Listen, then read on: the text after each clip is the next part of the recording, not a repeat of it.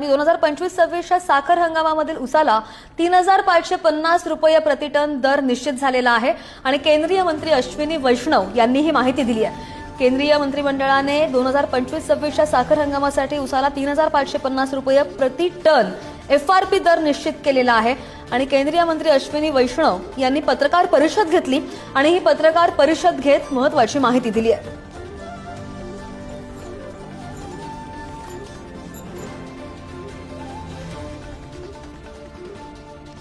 आणि दैनिक पुढारीचे प्रतिनिधी सुनील कदम सर आपल्या सोबत आहेत। सुनील सर, आपण पाहतो ही जी पत्रकार परिषद घेतली, अनेक मोठे निर्णय झाले, पण हा जो FRP संदर्भातला दर निश्चित करण्यात आलेला आहे, या निर्णयामुळे ऊस उत्पादकांना मोठा दिलासा म्हणावा लागेल।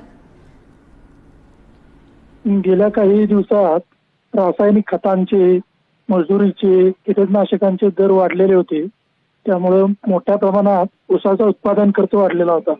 त्यामुळे FRP वाढवून मिळावी अशी शेतकऱ्यांची सातत्यानं मागणी होती।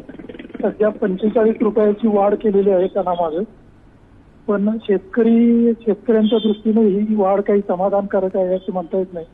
काही शेतकरी संघटनेच्या नेत्यांशी मी बोललो की वाढ आणखी जादा पाहिजे होती असे त्यांचं मत आहे।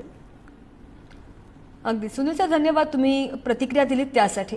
केंद्रीय मंत्री अश्विनी वैष्णव यांनी ही पत्रकार परिषद घेत माहिती दिलेली आहे।